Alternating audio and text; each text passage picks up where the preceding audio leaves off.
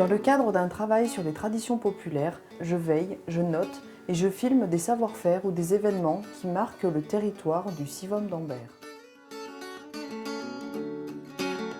Le 16 août 2007, Yolande Convercusin m'appelle pour aller à la bénédiction du sel dédiée à Saint-Roch, à Mesnières, sur la commune de Novacelles.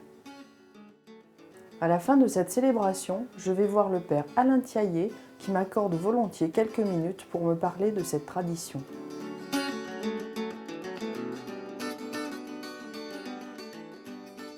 Saint-Roch, quand je suis arrivé ici, j'ai remarqué que beaucoup d'églises ou de chapelles avaient sa représentation soit en statue, comme ici, soit dans des vitraux.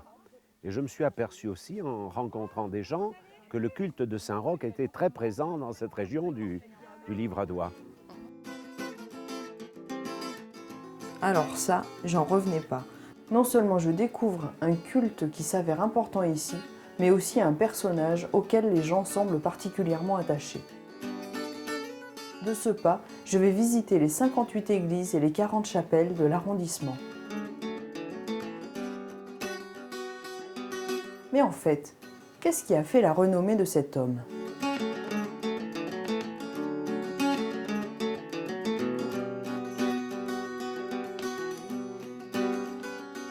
Roch est né vers 1350 dans une famille noble de Montpellier. C'est l'époque de la guerre de Cent Ans, de la peste noire et des grandes famines. Son père, Jean Roch de la Croix, administre la ville avec les 12 autres consuls. Sa mère, Dame Libère, accueille joyeusement ce fils si longtemps attendu. Fait étrange, il porte une croix rouge sur la poitrine. Il grandit dans un milieu profondément chrétien et étudie l'art de la médecine. Vers 17 ans, Roch perd ses parents.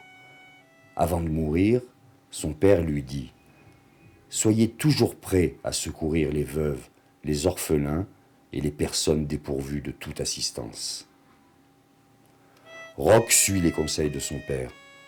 Il distribue une large part de ses biens aux pauvres, confie à l'un de ses oncles la gestion de sa seigneurie et prend l'habit de pèlerin, tout en restant laïque. Il part en Italie pour aller prier sur les tombeaux des apôtres, Saint Pierre et Saint Paul. En juillet 1367, apprenant que la peste a éclaté en Toscane, il se rend à l'hôpital La Corpedente. Mettant en pratique l'enseignement médical qu'il a reçu, Roch associe des signes de croix et une invocation qu'un ange lui aurait enseignée. D'ailleurs, il obtient de nombreuses guérisons. Dans ce climat de désolation, Roch essaye d'apporter réconfort et espérance.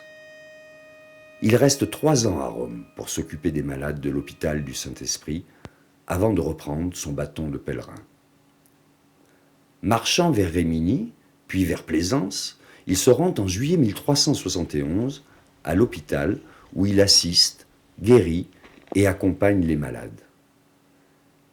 C'est là que lui, le guérisseur, est touché à son tour par cette terrible maladie.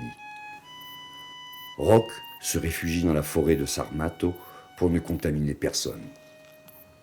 Il s'installe près d'une source d'eau fraîche et mystérieusement, tous les jours, un chien lui apporte un pain. Le noble Gothard Palestrelli, ayant repéré le manège de son chien, décide de le suivre. Arrivé dans la forêt, il rencontre Roch. Profondément touché par cet homme et par l'attitude de son chien, il décide d'abandonner tous ses biens et de devenir son disciple. C'est alors qu'une voix angélique annonce à Roch qu'il est guéri et qu'il doit reprendre le chemin de sa patrie.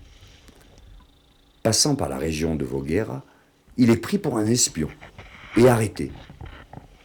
Roch refuse de donner son nom, restant fidèle au vœu d'anonymat de tout pèlerin.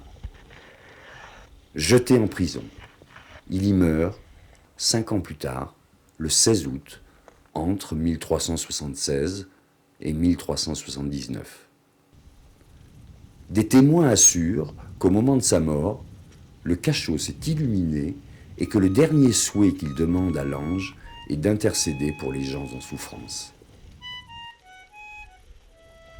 Près de son corps, on retrouve une tablette apportée par l'ange sur laquelle on peut lire « Ceux qui, frappés de peste, auront recours à l'intercession de Roch, guériront de cette maladie. »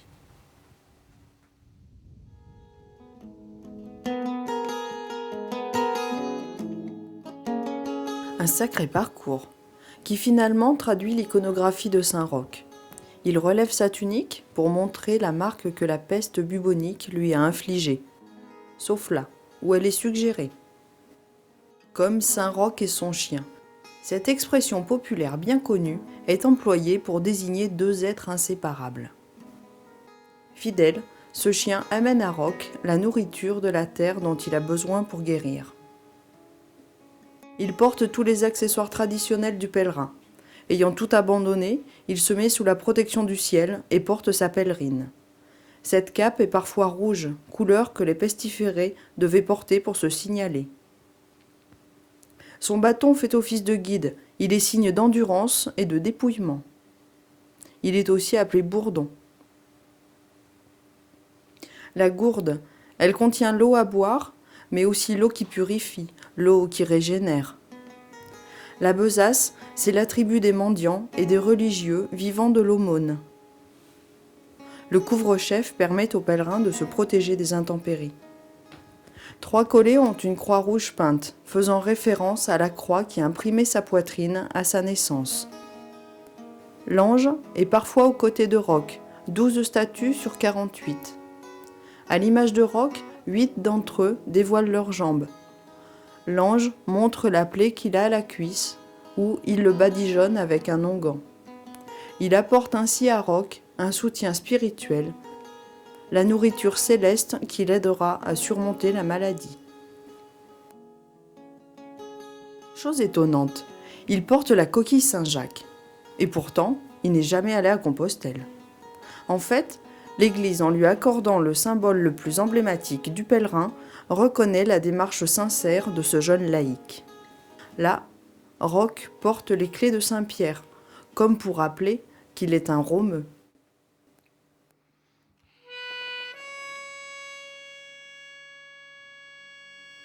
Son destin hors du commun n'explique pas pourquoi Saint Roch reste l'intercesseur le plus aimé du monde paysan.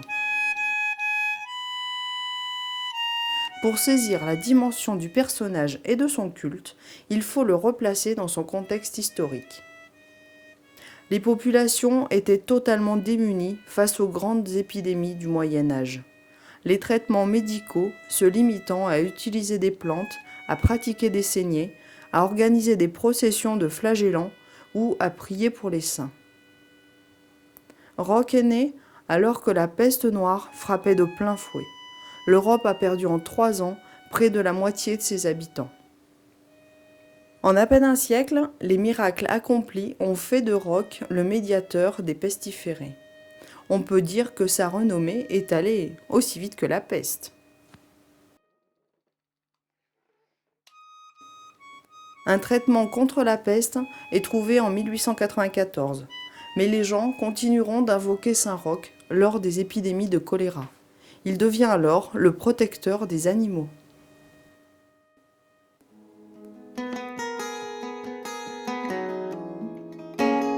Sitôt, Longuet, tardait. Revient tard. Pour éloigner la peste, les habitants récitaient aussi l'électuaire des 3 adverbes. Sitôt, Longuet, tardait. Part vite, va loin et revient tard. Cette citation pour tenir à l'écart les maladies contagieuses m'a rappelé toutes les croix d'épidémie que j'avais recensées. Sur l'arrondissement d'Ambert, il y a 14 croix avec des bubons.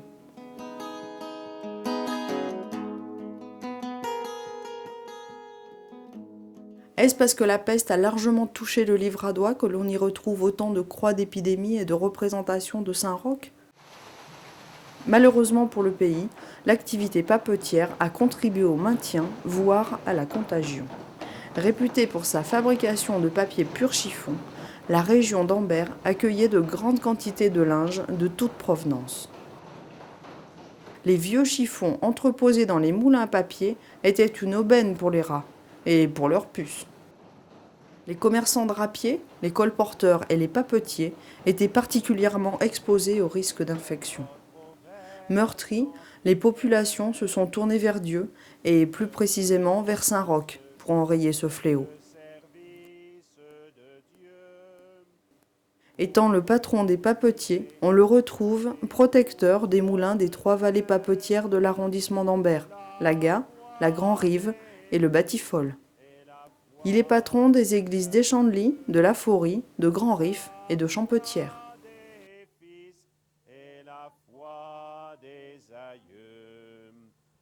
À Grand-Rif, il est célébré pour avoir sauvé d'une épidémie de fièvre afteuse les ovins de la commune.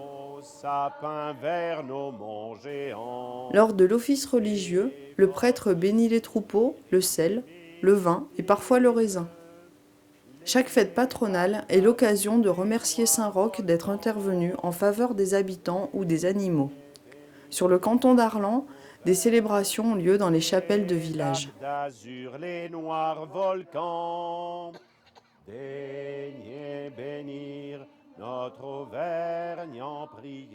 Voilà, chaque année, un peu à cette époque, autour de l'Assomption, autour de la fête de Saint-Roch, nous nous retrouvons ici. Le doyen du village de Mesnières me rapporte l'histoire suivante. Vers 1880, une épidémie frappa les bêtes. Les habitants, voyant mourir leurs vaches, ont décidé d'édifier une chapelle. Ils choisirent l'emplacement et commencèrent à sélectionner les pierres. Mais certains se disputèrent, ce qui amena le prêtre Thévenon à leur déclarer que, si c'était pour se chamailler, il ferait mieux de construire un abreuvoir pour leurs vaches. Les travaux reprirent, mais au lieu d'une chapelle, les villageois ont bâti un oratoire.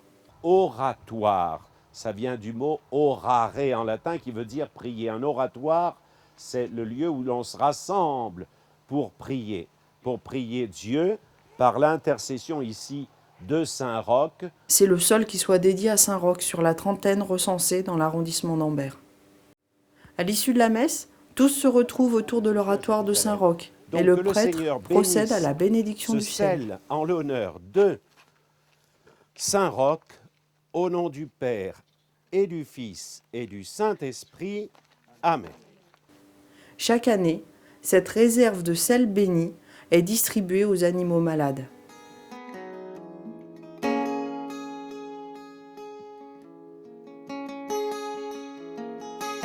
Déjà, j'en savais beaucoup plus sur ce personnage. Je mesurais maintenant l'ampleur de son culte dans la région, mais il me manquait encore un élément. Pourquoi le sel ? Yolande Convercusin, vous savez, a écrit des livres sur le parler d'Ambert, entre autres.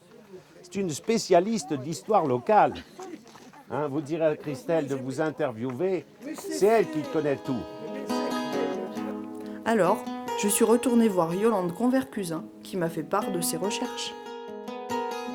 Le sel, dans toutes les religions, est lié à cette idée de partage, comme on partage le pain et l'eau.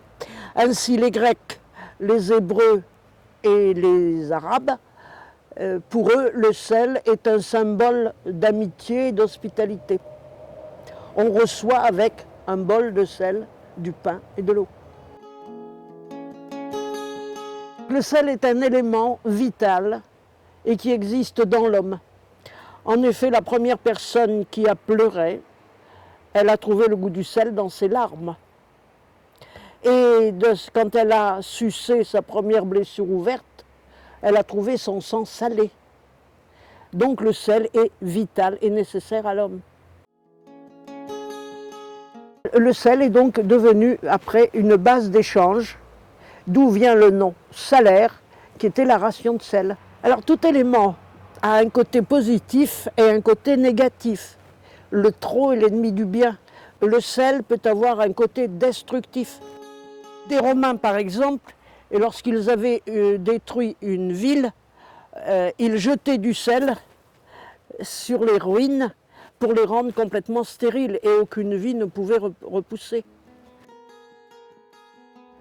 D'où élargissement du matériel au spirituel, puisqu'il absorbe l'humidité, il peut aussi absorber les émanations nocives. Donc il purifie Et ainsi, le prêtre l'utilise dans le baptême. Il en met quelques grains sur les lèvres du bébé et l'enfant est purifié par le baptême. Le sel béni sous l'égide de Saint-Roch est ainsi donné aux animaux malades, parce que l'homme estime que la protection divine qu'il peut avoir pour lui-même, il peut la partager avec ces animaux qui participent tellement à sa vie que la leur a autant d'importance que la sienne propre. Donc ce qu'il peut mettre dans l'abreuvoir des vaches, il peut aussi le mettre dans sa soupe et l'effet sera le même. Ainsi, dans le monde entier, le sel est considéré comme une nourriture spirituelle. Et dans la Bible, Jésus dit à ses disciples, « Vous êtes le sel de la terre ».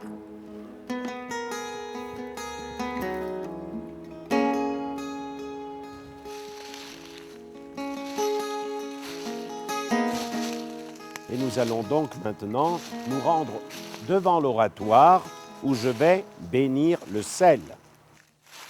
Quelle aventure cette bénédiction du sel! Et moi qui pensais aller filmer une tradition particulière et locale, après de nombreuses recherches sur le personnage de Saint-Roch et sur son culte, un inventaire des statues et des vitraux, je constate aujourd'hui qu'il est le saint le plus populaire des villes et des campagnes de toute l'Europe. Sanctifié par l'Église, ce médecin laïque a inscrit son empreinte dans la vie quotidienne des habitants. Aujourd'hui encore, les papetiers citent fièrement leur protecteur. Grâce à ces rencontres, la bénédiction du sel résonne désormais au-delà de nos frontières. Comme quoi, un grain de sel peut cacher un océan.